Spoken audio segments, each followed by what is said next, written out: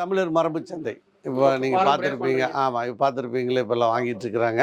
இந்த பாரம்பரியமான அரிசிகள்லாம் இப்போ கொண்டு வந்திருக்கிறோம்.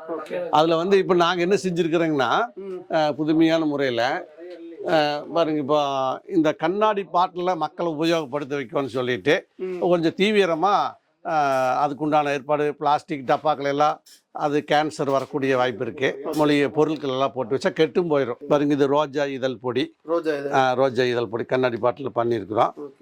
படிப்படியாக நாங்களும் முடிஞ்ச அளவுக்கு மக்களை நல்லது பண்ணணும், இந்த பிளாஸ்டிக்ல இருந்து மக்களை கடல் கொண்டு வரணும் அப்படிங்கிறதுக்கு கடுமையாக முயற்சி பண்ணிட்டு இருக்கிறோம். நெல்லிக்கனி பொடி. ஆமாம், இது வந்து இது இந்த புற்றுநோயை ஏற்படுத்தக்கூடிய அணினிகளை தடுக்கிறது. சரிங்களா?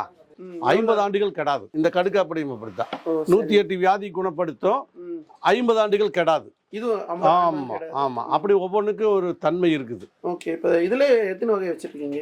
இதுல ஒரு 270 வகை இருக்கு. 270. ஆமா.